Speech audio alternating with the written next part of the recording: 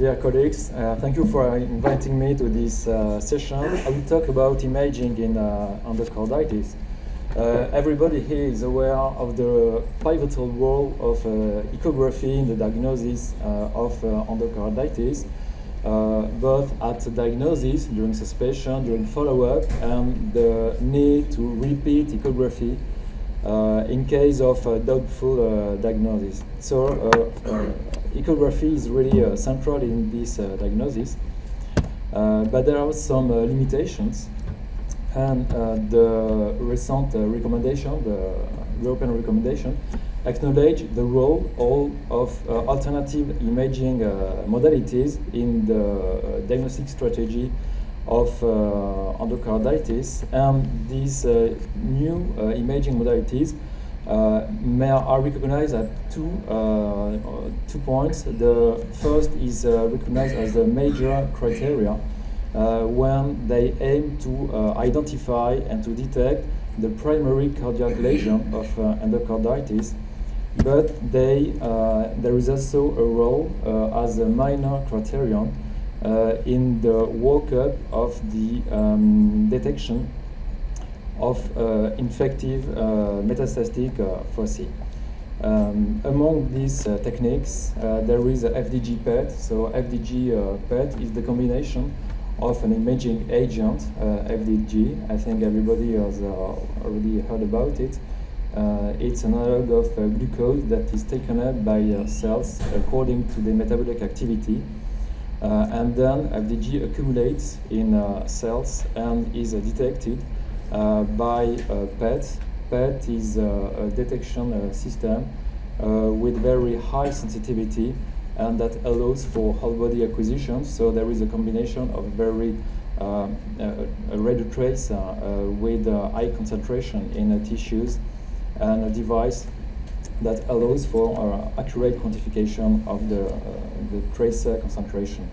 And this modality is widely used in cancer and in the workup in fever of unknown origin, but there is also a role in infection, and this role has been evidenced in patients with bacteremia, gram-positive bacteremia.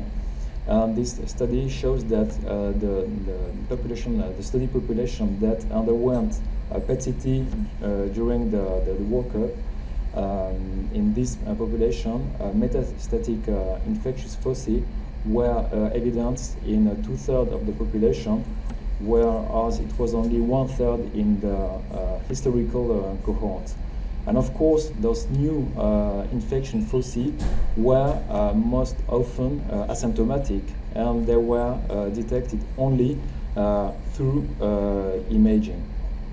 But what is important is not really to evidence more infectious foci, but it's the impact in the outcome of patients. And this impact is first a prolongation of the duration of the antibiotic in the subset of patients with metastatic infectious foci, with a decrease of the rate of relapse of infection, but also a decrease in the mortality rate at 6 months. So this study proved that the high sensitivity of FDG PET was associated with a decrease of events, even if it was a case-controlled study and the methodology may be criticized. But this imaging modality has been applied to patients with suspected infective endocarditis, and they found that the impact was nearly the same with the detection of extra cardiac findings in about a quarter of the population. And when you look at these findings, you can see that the FDG showed deep infectious foci in patients with left-sided endocarditis, and mainly lung embolism in patients with right-sided endocarditis. This finding, this study, like many other, used a field of acquisition derived from oncology study. that is starting from a skull base to mid-thighs.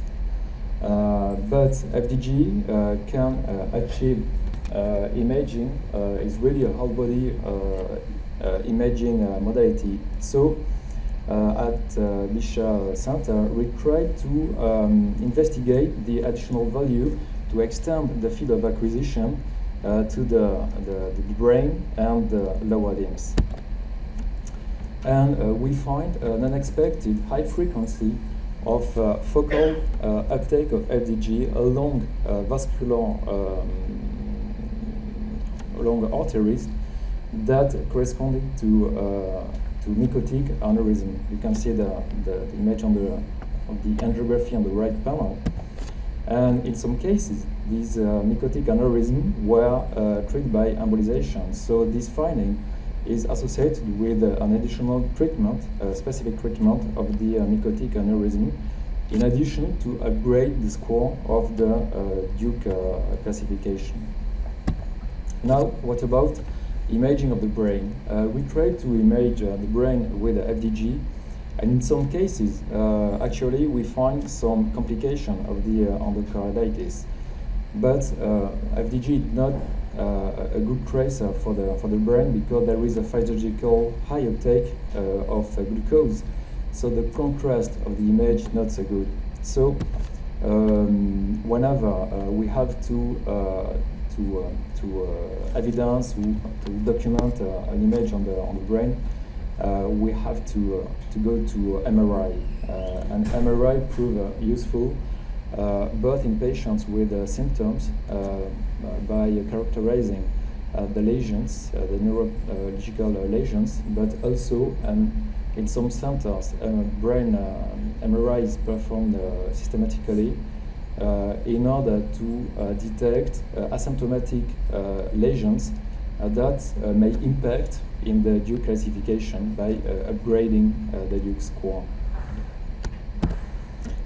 In addition to its role in the workup of metastatic infectious foci, FDG PET may be helpful in identifying the portal of entry of infection, like in this example of patients with a recurrent bacterial germ coming from the digestive tract, in which we finally found an adenocarcinoma of the colon. Now we move to the additional value of FDG in the primary cardiac lesion as a major criteria. And finally, the proof of the potential role of FDG in this indication has been evidenced later than the whole body imaging, because there is a particularity for the imaging of the myocardium, because the myocardium takes up glucose, but this uptake is varying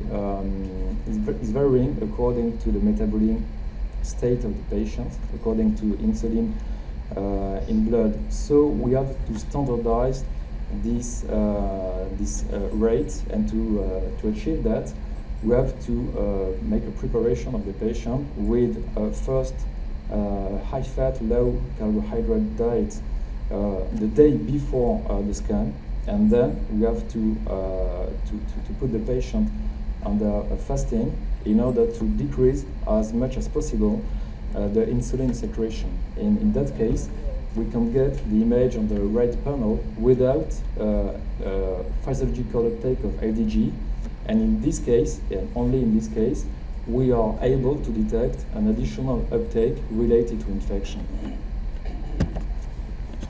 The team of Gilbert Habib in Marseille evidenced the diagnostic value of FDG in patients suspected of prosthetic valve infection, prosthetic valve endocarditis, in a series of 72 patients with 30 patients with a definite diagnosis of prosthetic valve endocarditis, and they found a sensitivity of 73% and a specificity of 80%. I said that FDG PET was a quantitative modality, but a bit like in oncology, there is not really a threshold allowing to differentiate between a patient with infection and those without infection. Even in the mean values are, of course, higher in those patients with a definite infection. The second interest of the paper was that they used the positive uptake in FDG PET as a major criterion in a Duke classification. And this is presented in the lower panel. And by using this result, the sensitivity of the combined score moved from 70% sensitivity to 97%, and with only a small decrease in specificity from 50 to 40%.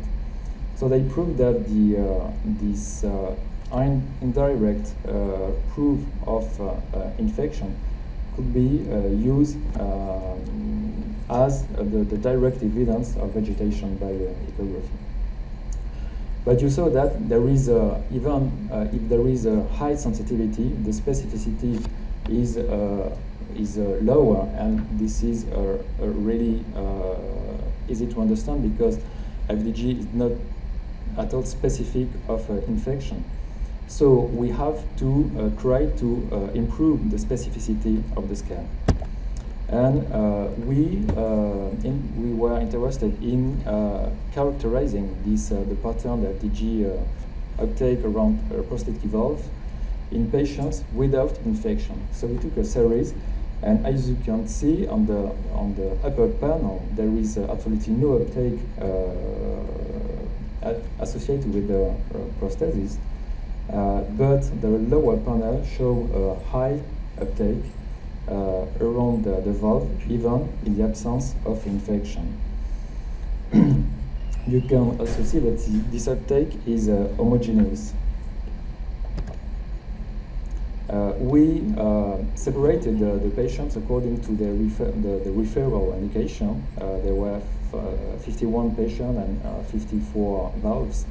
And we separated patient referred for oncology, suspected prosthetic valve infection, secondary rejected, and patients with a history of vasculitis, but without acute events and with a stable background therapy. And in all those patients, there was a detectable uptake with SUV between 2 and let's say 5. Except in the group of patients with a history of vasculitis, where the uptake, in the absence of infection, was really higher. And this is really impressive, and this is a slide is due to Xavier Duval, which shows on the same slide the result of the study from Marseille and our study, and you can easily see that the levels, the level of uptake of FDG uptake is really the same between definite infection and patient without infection but with a history of vasculitis. And this is really important because in those patients, if there is a bacteriemia, for example, and you see such an image on the PET, you may indicate a valve replacement, even if there is no infection.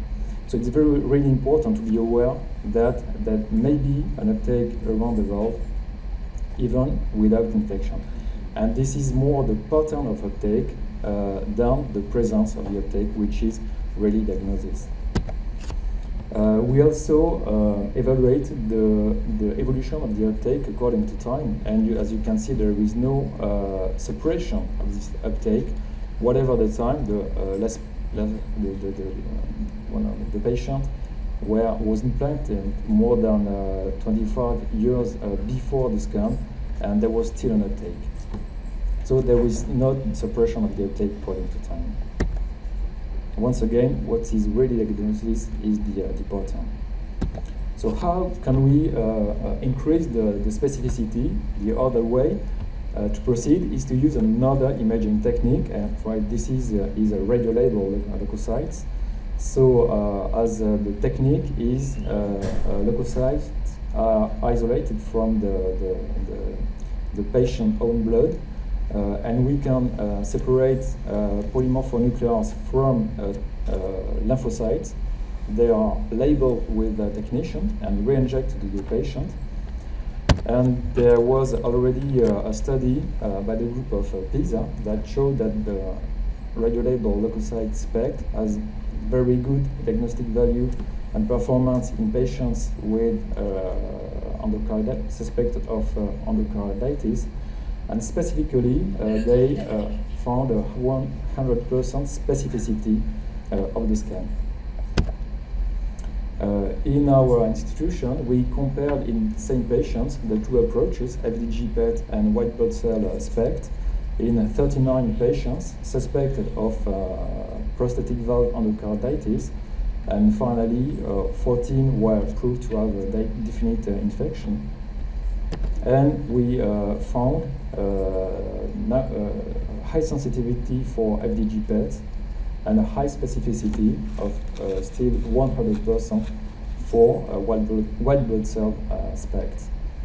The false positive PETs were mainly found in patients where when the surgery, valve surgery, was performed less than 2 months before the scan, and the false negative white blood cell SPECT were found with some kinds of bacteria.